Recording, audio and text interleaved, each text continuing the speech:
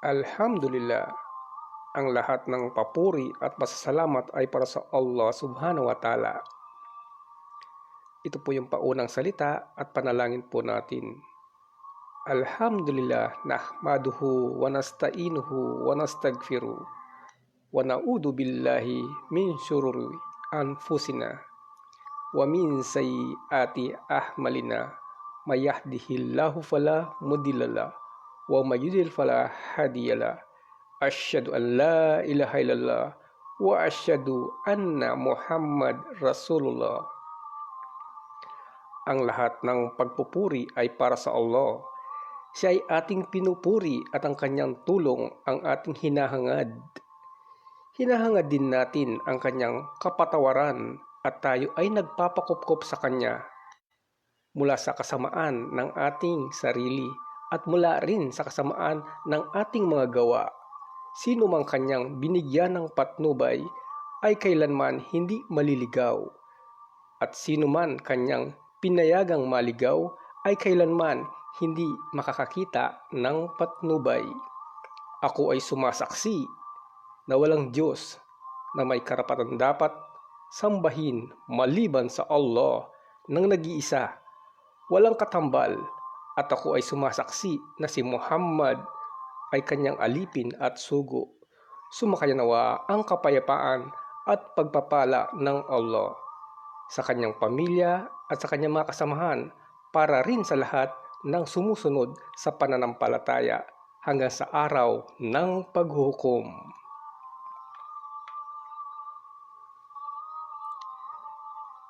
Ang libro pong ating binabasa, ito po yung sinulat ng mga tanyag na scholar po natin na from the original revelation na Arabic patungo sa pagkakasalin sa pinakamalapit na kahulugan sa wikang Tagalog. Kasama po sila Dr. Albuquerque Tarazon, Dr. Badi Udzaman Saliao, si Sheikh Muhammad Rodriguez at si Dr. Ebir Nadil. Ayan, sila po yung mga nagsumikap at nagpahayag ng kanilang mga kaalaman sa pananampalatayang Islam upang maisalin at maintindihan ng ating mga kababayang Pilipino ang revelasyon ng Allah Subhanahu wa Ta'ala mula sa original revelation na Arabic patungo sa wikang Filipino.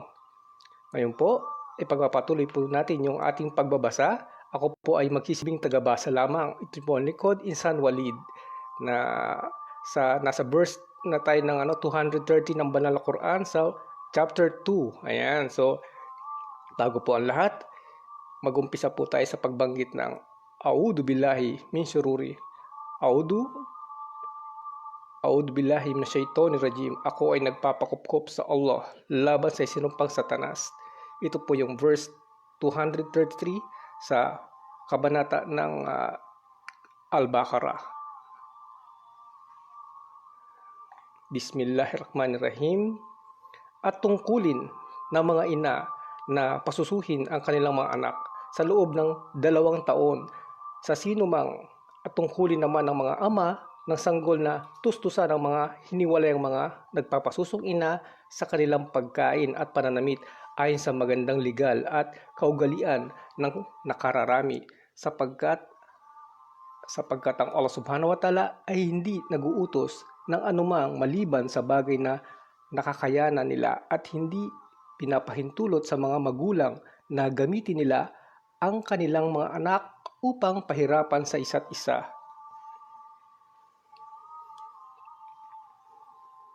At tungkulin din ng sino mang tagapagmana ng ama na gampanan ang pananagutan ng ama na tulad ng tagapagtustos at pagpapadamit kung sakaling siya ay namatay. At kapag ninais ng magulang ang ama at ang ina na awatin o pigilin sa pagpapasuso ang batang bago sumapit ang 2 taon, ay wala siyang kasalanan kung ito ay kanilang napagkasunduan at kung ito ay magdudulot ng kabutihan sa bata.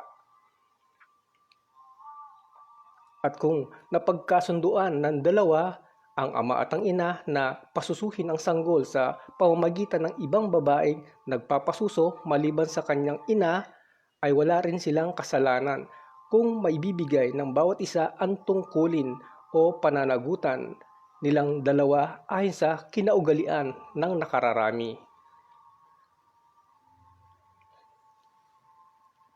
Sa makatuwid, katakutan ninyo ang Allah subhanahu wa ta'ala sa lahat ng pagkakataon at nararapat ninyong mabatid na ang Allah subhanahu wa ta'ala ang basir, walang hanggan at ganap na nakakakita sa inyong lahat ng inyong mga ginagawa, na walang anuman ang naililihim sa Kanya at pagbabayarin niya kayo batay sa inyong ginawa.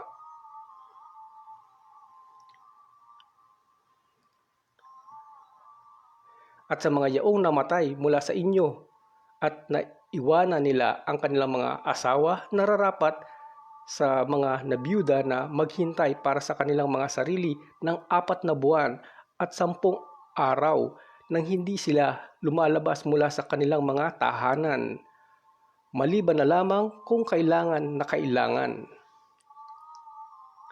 Hindi rin sila maaaring magpaganda at hindi rin sila maaaring mag-asawa sa loob ng itinakdang panahong yaon. At kapag natapos na ang nakatakdang panahon na yaon bilang kanilang ida, ay wala na kayong kasalanan o kayong mga tagapag-alaga o yung mga guardians ng babae. Anuman ang nais nyong gawin ng nabiyuda sa kanilang mga sarili nang hindi ng Allah, tulad ng pagpapalabas at pagpapaganda at pag-aasawa sa legal na pamamaraan. At batid ng Allah subhanahu wa ta'ala ang lahat ng inyong ginagawa, maging ito man ay lantad o lihim. Sa mga ito na inyong mga ginawa, kayo ay kanyang pagbabayarin.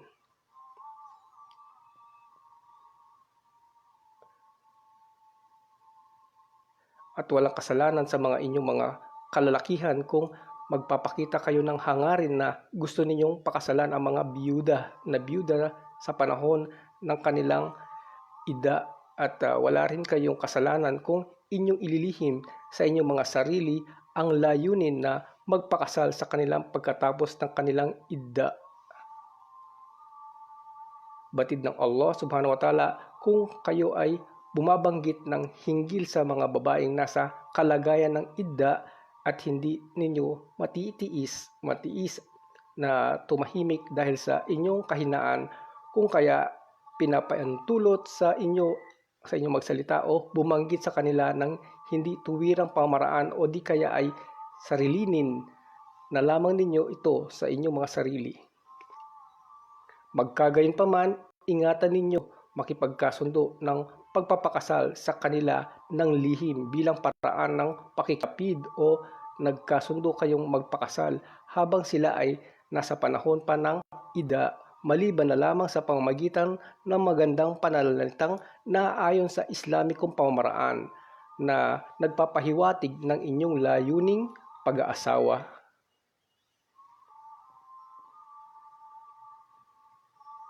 At huwag ninyong idaos ang kasal sa panahon ng idda hanggang hindi pa ito natatapos. At dapat ninyong malaman na batid ng Allah subhanahu wa ta'ala kung ano ang nasa inyong kaisipan, kung kaya't matakot kayo sa Kanya. At dapat din ninyong mabatid na ang Allah subhanahu wa ta'ala ay siyang Ghafur, ganap na mapagpatawad sa sino mang pinagsisihan ang kanyang pagkakasala, na Halim, ibig sabihin ganap at napakalawak ang kanyang pagkaunawa sa kanyang mga alipin at hindi siya kaagad nagpaparusa.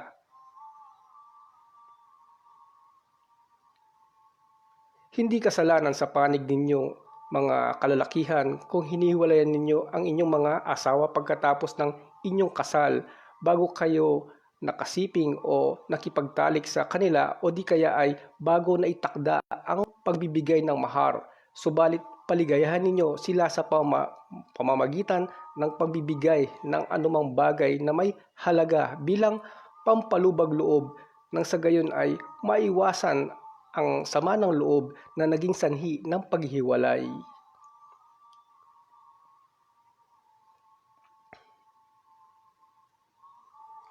Ang pagpapaligaya o pagbibigay ng regalo sa kanya ay nababatay sa kakayahan ng lalaking nakipaghiwalay bilang mabuting pamaraang na ayon sa batas. Kung ang lalaki ay mayaman, ito ay nababatay sa kanyang kakayahan, at kung ang lalaki naman ay mahirap, ay gayon din.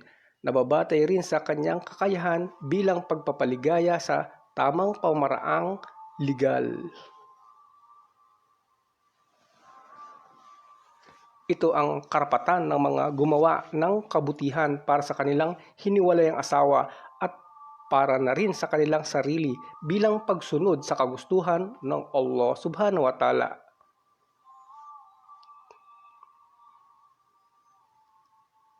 At kapag hiniwalayan o diniborsyo ninyo ang kababaihan pagkatapos ninyong silang pakasalan nang hindi pa ninyo sila nahihipo, hindi pa kayo nakikipagtalik sa kanila, subalit naitakda na ninyo sa inyong mga sarili ang kaukulang halaga bilang mahar nila, magiging obligado sa inyo kung gayon na ibigay sa kanila ang kalahati nito na inyong napagkasundan, maliban na lamang kung ang pagbibigyan kayo ng mga hiniwalayan ninyo at ibibigay nila ang kalahating ito sa inyo na sa halip ay para sa kanila, o di kaya ay ibibigay na lamang ng lalaki ang kabuuang mahar sa babaeng hiniwalayan.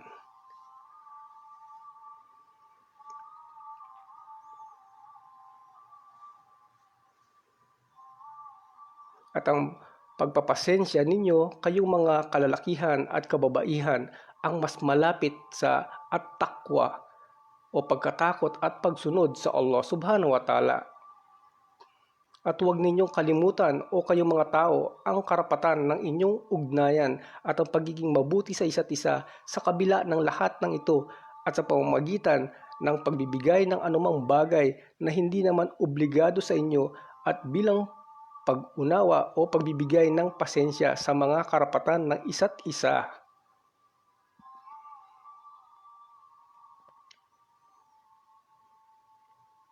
Katiyakan ang Allah Subhanahu wa Ta'ala ang Basir, ganap walang hanggan at ganap na nakakakita sa lahat ng inyong mga ginagawa, na walang anuman ang naililihim sa Kanya, kung kaya't hinihikayat niya kayo sa paggawa ng mabubuti at inuutusan niya kayong maging mapagbigay.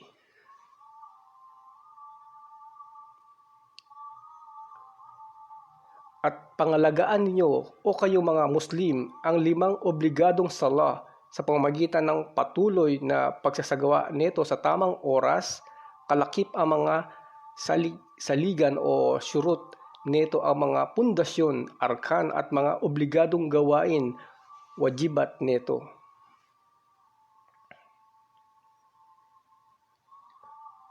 At pangalagaan ninyo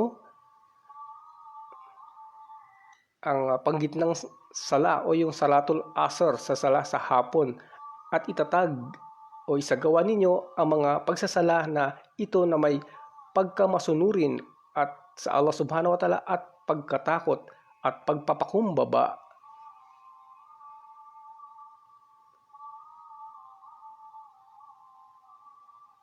At kung kayo ay natatakot o natakot sa inyong mga kalaban, halimbawa ay may mga kalaban o ibang sitwasyon ang pagsasala, kayo ay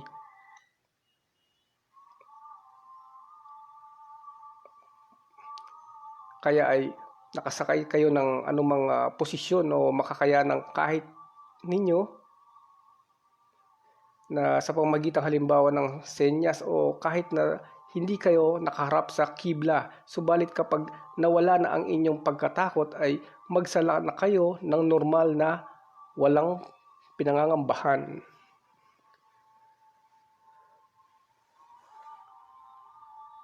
At alalahanin ninyo ang Allah subhanahu wa ta'ala habang ito ay inyong isinasagawa at huwag ninyong babaguhin ang tamang pamaraan na mga orihinal netong posisyon. At magpasalamat kayo sa Allah subhanahu wa ta'ala sa lahat ng itinuro niya sa inyo na pamaraan ng pagsamba at sa mga alituntunin na hindi ninyo batid.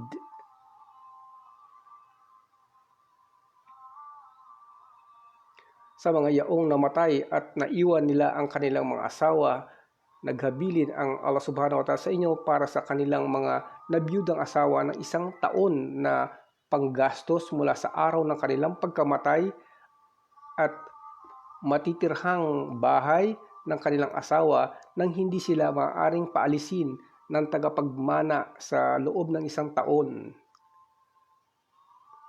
1 taon bilang pampalubag loob sa mga nabiyuda at pagiging mabuti sa namatay.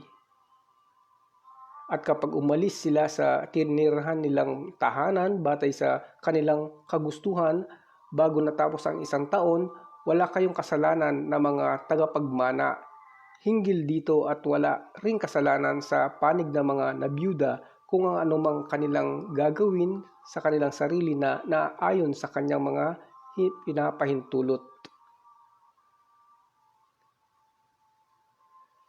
At ang Allah subhanahu wa ta'ala ang aziz, kataas-taasan at punong-puno ng karangalan na ganap na makapangyarihan sa kanyang mga kaharian, na hakim, ganap na maalam sa kanyang pag-uutos at pagbabawal.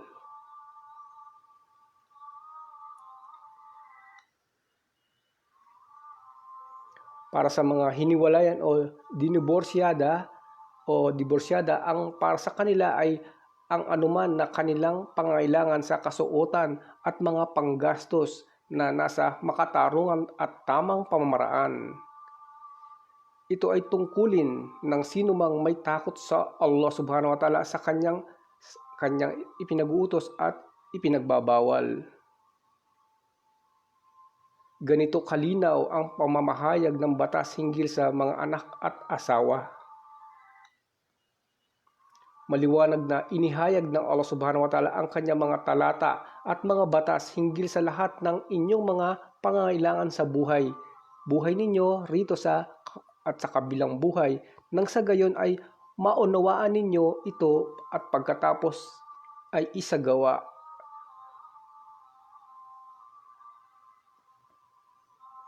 Hindi mo ba alam, o Muhammad sallallahu alaihi wasallam, ang hinggil sa kwento ng mga taong tumakas sa kanilang bayan at mga tahanan? Sila ay libo-libo sa bilang dahil sa natatakot silang mamatay sa salot o pakikipaglaban. Kaya sinabi ng Allah subhanahu wa ta'ala sa kanila, mamatay kayo, at namatay sila ng sabay-sabay bilang parusa sa kanila sa ginawa nilang pagtakas mula sa itinakda ng Allah subhanahu wa ta'ala. At hindi nagtagal, pagkatapos niyaon ay binuhay silang muli ng Allah upang mabuo nila ang nakatakdang buhay na para sa kanila rito sa daigdig, para maging aral na rin sa kanila at upang sila ay magsisi. Katiyakan, ang Allah subhanahu wa ta'ala ay punong-puno ng kagandahang loob para sa sangkatauhan sa pamamagitan ng kanyang mga masasaganang biyaya. Subalit karamihan sa mga tao ay hindi marunong tumanaw ng utang na loob sa mga biyayang ipinagkakaloob ng Allah subhanahu wa ta'ala sa kanila.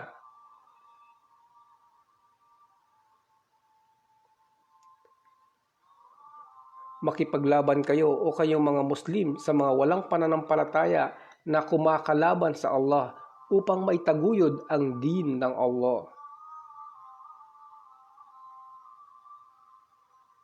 At dapat na mabatid ninyo na ang Allah ang sami, ganap na nakaririnig sa lahat ng inyong mga sinasabi, na alim o walang hanggan at ganap na nakakaalam ng anuman na inyong layunin at mga ginagawa.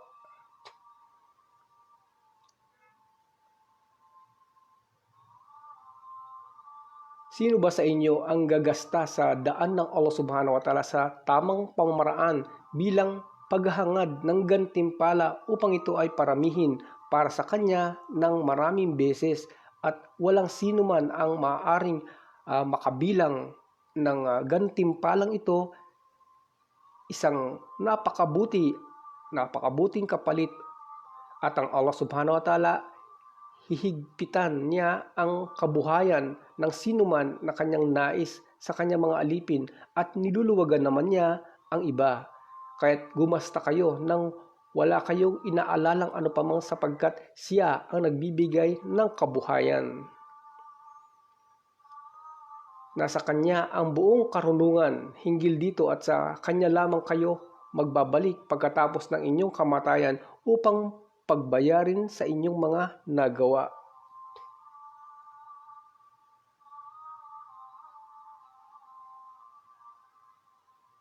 Hindi mo ba alam, o Muhammad sallallahu alaihi wasallam, ang kwento hinggil sa mga matataas na angkan at kilalang grupo mula sa angkan ni Israel pagkatapos ng kapanahunan ni Musa o si Moises?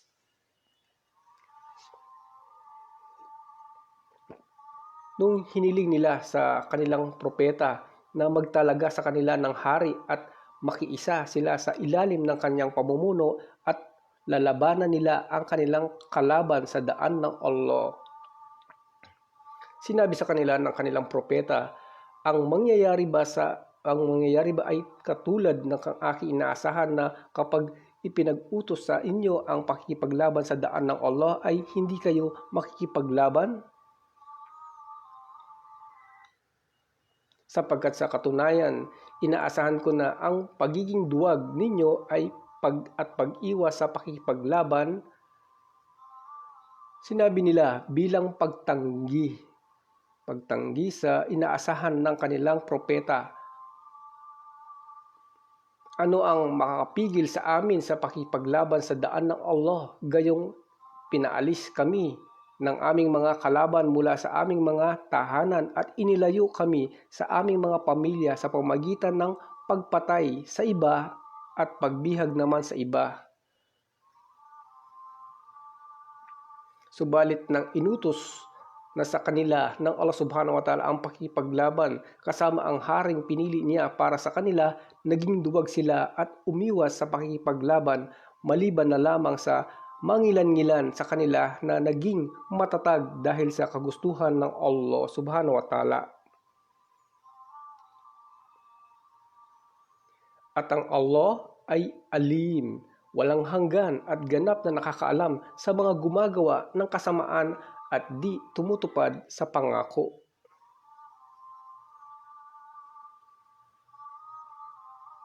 At sinabi sa kanila ng kanilang propeta, katiyakan ipinadala ng Allah sa inyo si Talut upang maging inyong hari bilang pagtugon sa inyong kahilingan.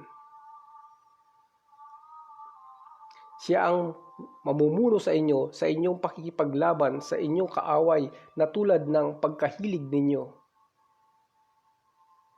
Sinabi ng matataas mula sa angkan ni Israel, paano siya magiging hari para sa amin, gayong hindi naman siya karapat-dapat, dahil hindi siya nagmula sa lahi ng mga hari at hindi rin siya nanggaling sa tahanan ng pagiging propeta.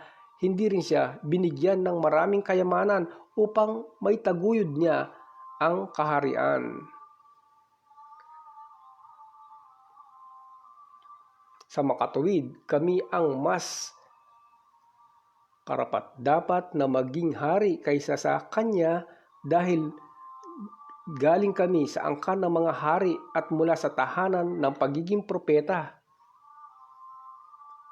Sinabi sa kanila ng kanilang propeta, katiyakan ang Allah subhanahu wa ta'ala ay siyang pumili sa kanya para sa inyo, sapagkat siya lamang ang ganap na nakakaalam ng kalagayan ng kanyang mga alipin. Pinagkalooban siya ng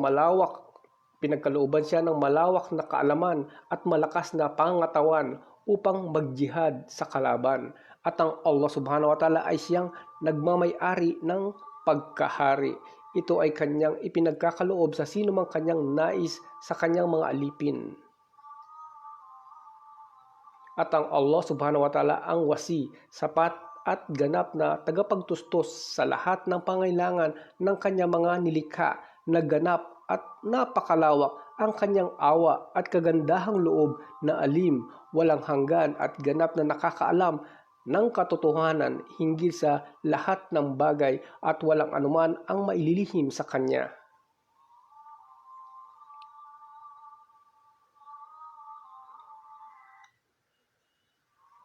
At sinabi sa kanila ng kanilang propeta, katiyakan ang tanda ng kanyang pagiging hari ay dadalhin sa inyo ang tabot, kahong gawa sa kahoy na ang nasa loob ay ang Taura, at ito ay inagaw sa inyo ng inyong mga kalaban, at ito ay nagtatangan ng kapanatagan mula sa inyong Rab na tagapaglikha upang maging panatag ang kalooban ng mga dalisay ang kanilang layunin. At napapaloob din sa kahong yaon ang ilan sa mga bagay na naiwanan ng mga pamilya ni Musa o si Moises at ni Haron, katulad ng tungkod at mga putol-putol na lapida o tableta na dinala ng mga anghel. Sa makatuwid, ito ang matibay na palatandaan ng pagpili kay Talut bilang hari para sa inyo sa kagustuhan ng Allah subhanahu wa ta'ala kung kayo ay naniniwala sa Allah at sa kanyang mga sugo.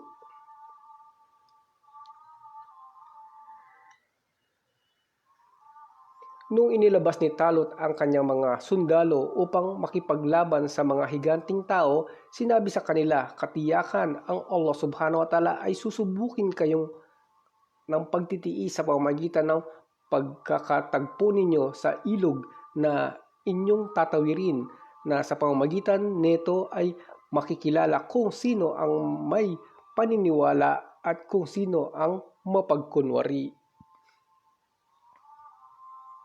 Sa makatuwid, sino man sa inyo ang iinom sa ilog na yaon ay hindi nabibilang sa aking grupo at hindi rin siya karapat-dapat na magjihad na kasama ko. At sino naman ang hindi titikim ng tubig mula sa ilog na yaon ay nabibilang sa aking grupo, sapagkat yaon ang sumusunod sa aking kagustuhan at siya ay karapat-dapat na magjihad, maliban sa sino mang pinapahintulutang sumahod ng isang salok sa kanyang kamay. Ang ganito na ginawa niya hindi isisisi sa kanya.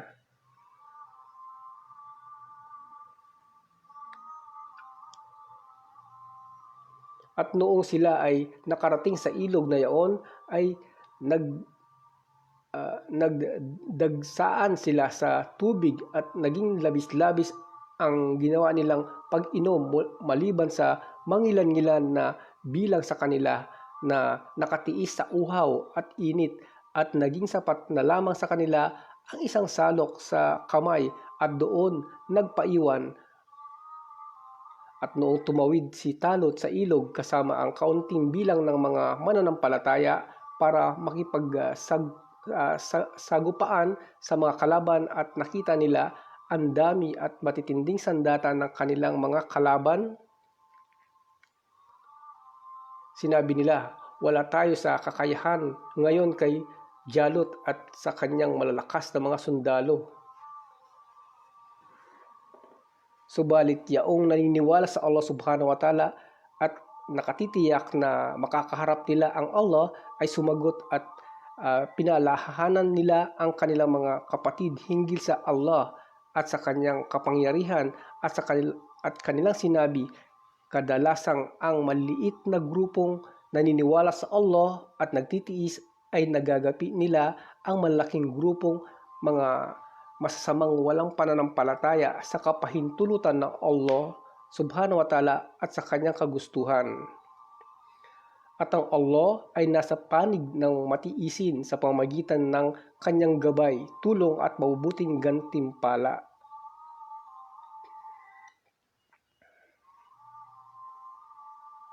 At noong lumitaw sa kanila si Jalut at ang kanyang mga sundalo, ay nakita ang panganib ng kanilang mga mata.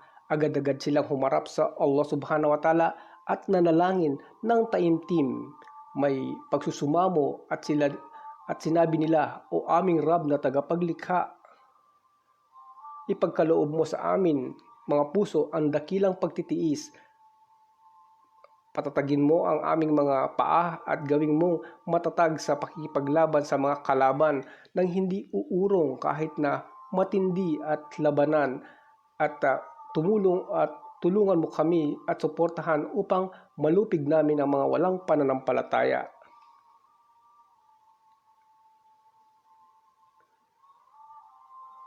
Sa makatuwid, natalo ni sina Jalot o sila Goliath sa kagustuhan ng Allah at napatay si Daud o si David. Si Jalot o si Goliath na pinuno ng mga matatapang na kaaway at ipinagkaloob ng Allah subhanahu wa ta'ala kay Daud pagkatapos nito ang kaharian at pagiging propeta sa mga angkan ni Israel at itinuro sa kanya ng Allah subhanahu wa ta'ala ang mga kaalamang kanyang ninanais.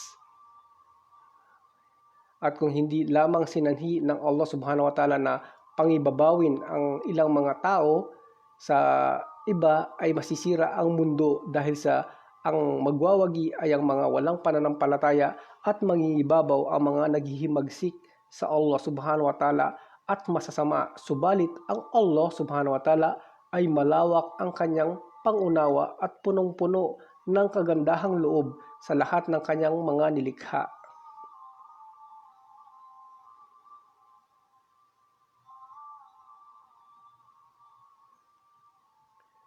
Ito ang mga katibayan mula sa Allah subhanahu wa ta'ala at ng kanyang mga palatandaang ikinukwento sa inyo o Muhammad sallallahu alaihi wasallam ng makatotohanan at katiyakang ikaw ay kabilang sa tunay na mga sugo ng Allah. Tumutukoy sa mga sumusunod sa Allah subhanahu wa ta'ala at naniniwala sa Kanya. Tumutukoy sa mga lumalabag sa kagustuhan ng Allah, nagtambal o sumamba ng iba bukod sa Kanya.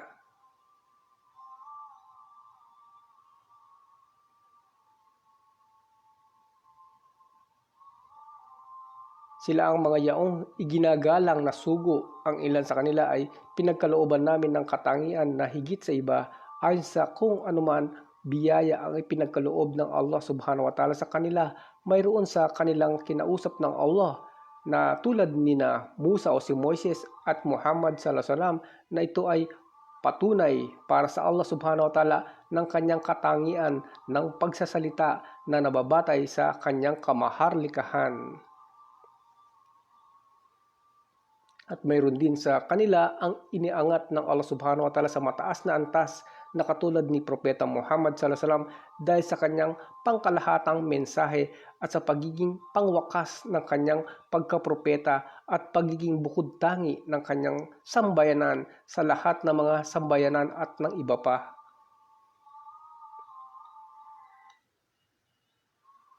At ipinagkaloob ng Allah subhanahu wa ta'ala kay Isa o kay Jesus sumakayano ang kapayapaan na anak ni Maryam o si Maria ang mga malilinaw na palatandaan at kamanghamanghang kapangyarihan na tulad ng pagpapagaling sa ipinanganak na mga bulag at sa mga ketongin sa kapahintulutan ng Allah at sa pagbuhay ng mga patay sa kapahintulutan ng Allah at sa pagtataguyod sa kanyang Ruhul Qudus o yung banal na espiritu na si Anghel Jibril.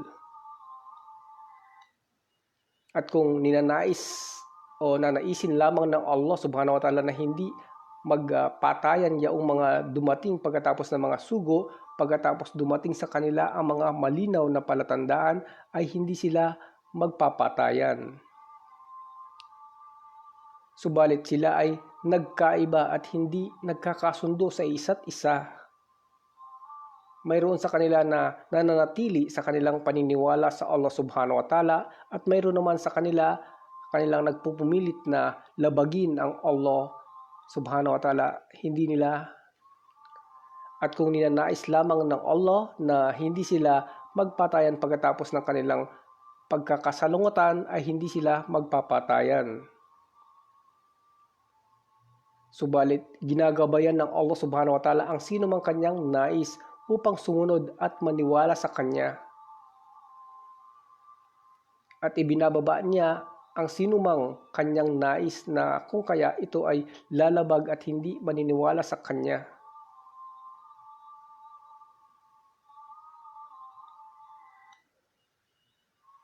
O kayong mga naniwala sa Allah at naniwala sa kanyang sugo at sumunod sa kanyang patnubay,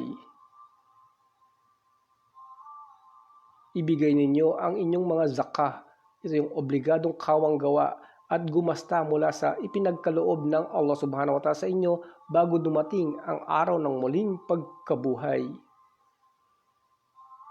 Sa araw na yaon ay walang bentahang maaaring makapagkakakitaan at walang kayamanan maaaring ipanubos sa inyong mga sarili mula sa kaparusahan ng Allah, at wala ring kaibigan sa araw na yaon na maaaring magligtas sa inyo at tagapamagitan na mamamagitan sa inyo upang mapagaan ang inyong kaparusahan.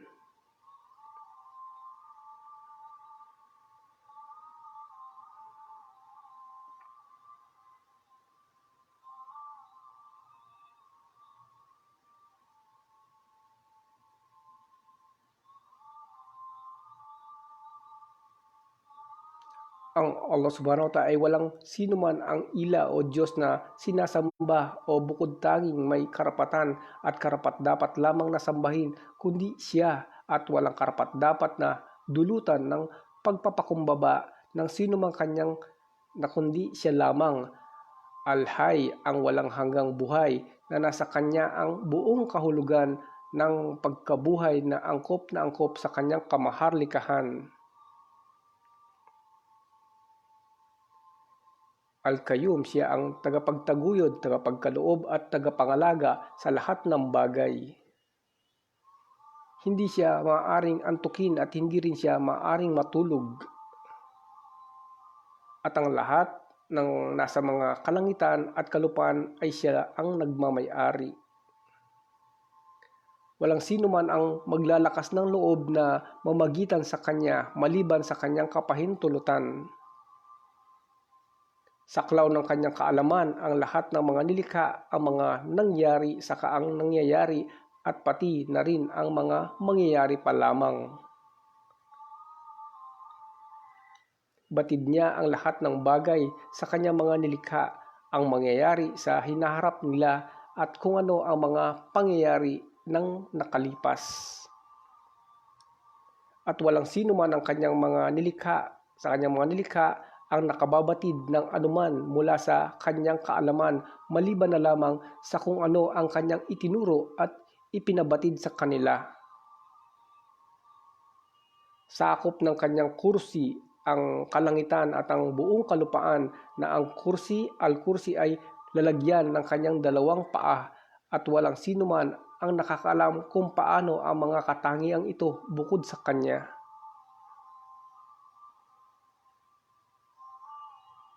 At walang kahirap-hirap para sa kanya ang pangangalaga ng mga ito, ng mga kalangitan at kalupaan.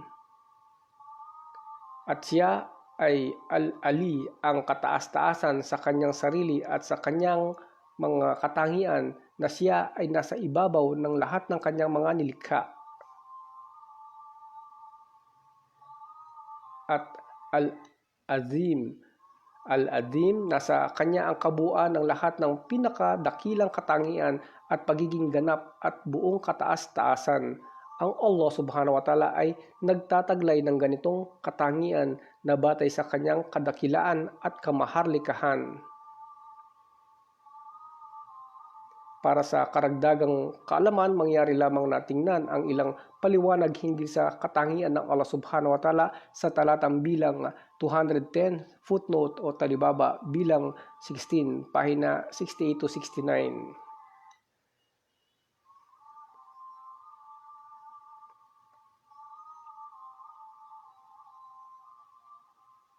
Ang talatang ito ang pinakadakilang aya sa dakilang Quran na tinatawag na Ayatul Kursi.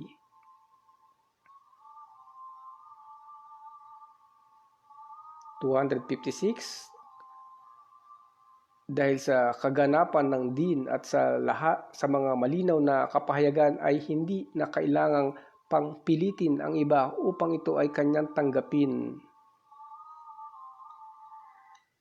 Dahil ang mga palatandaan nito ay malinaw na inihiwalay ang katotohanan sa kamalian, patnubay mula sa pagkaligaw. Kung kaya sino man ang hindi naniniwala sa lahat ng sinasamba bukod sa Allah na sa makatuwid ay naniwala sa Allah, siya ay mananatiling matuwid sa tamang landas at sa pinanghahawakan niya ang din sa mahigpit na kaparaanan at hindi siya mahihiwalay pa sa din na ito. At ang Allah subhanahu wa ta'ala ang sami, ganap na nakakarinig sa lahat ng mga sinasabi ng kanyang mga alipin na alim, walang hanggan, nakakalam at ganap na nakababatid sa lahat ng kanilang mga gawa at layunin at sila ay pagbabayarin ayon dito.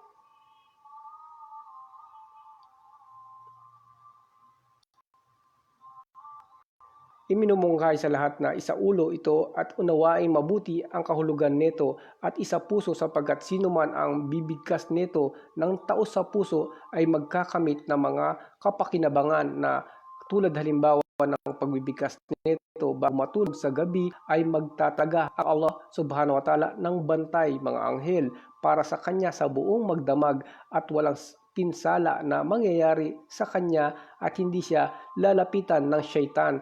At ang ilan pa sa kapakinabangan nito ay kapag binigkas ito sa umaga ay pangangalagaan siya sa buong maghapon at kapag binigkas ito sa gabi ay pangangalagaan siya sa buong magdamag.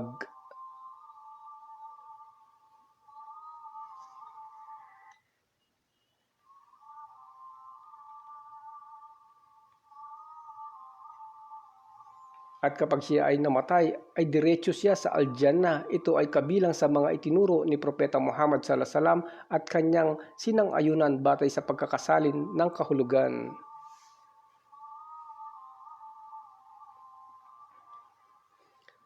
Sa di nakakaalam ng wikang Arabic, ganito ang bibigkasin.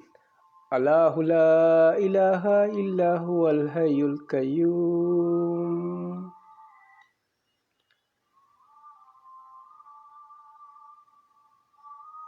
La taquduhu sinatu wala nom.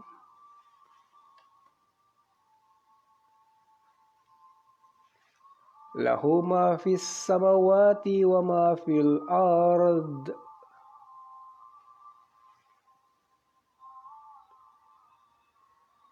Man dalladhi yasfa'u indahu illa biidni.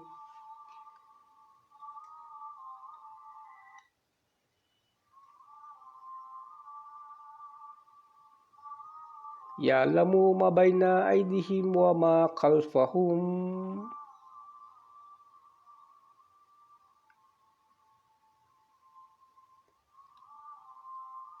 Wala yuhituma tuna bisyai'in min ilmihi illa bima syaa.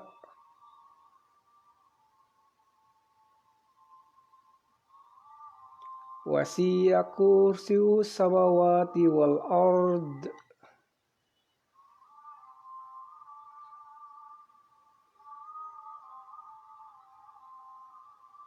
Wala yahuduhu hifduhuma wa huwal aliyyul azim.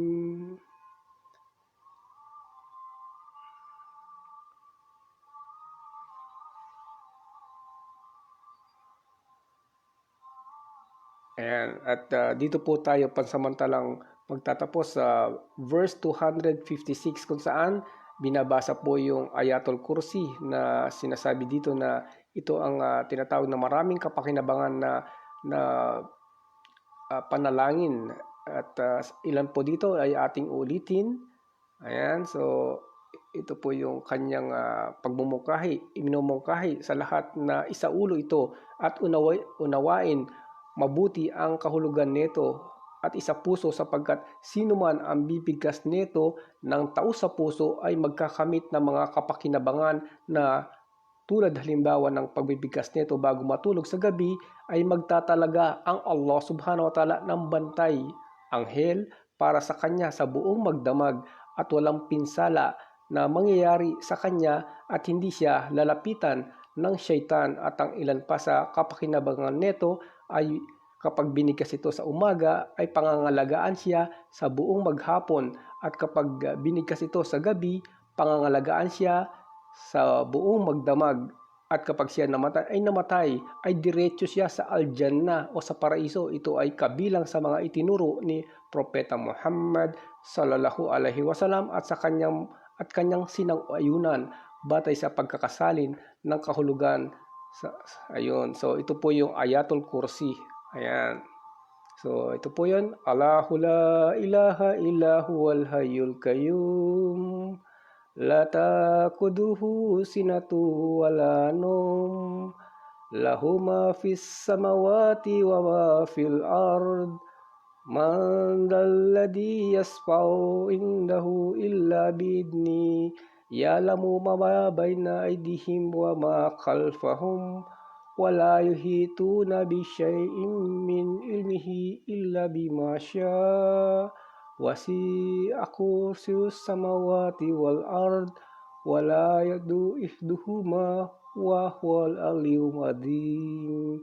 So ito po yung nasa Banal na Quran sa tinatawag na Ayatul Kursi. Ayan. So dito po tayo pansamantalang magtatapos sa kabanata ng Al-Baqarah chapter 2 verse 256. Ayan. So subhanakallahumma wa bihamdik asyhadu an la ilaha illa anta astaghfiruka wa atubu ilaik.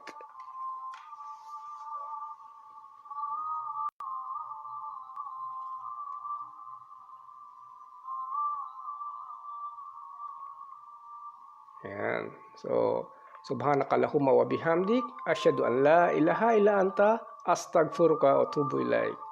Maraming salamat po. Jazakallahu khairan po mga sumubaybay. At pagpalain po tayo ng Allah subhanahu wa ta'ala. Inshallah. Amin.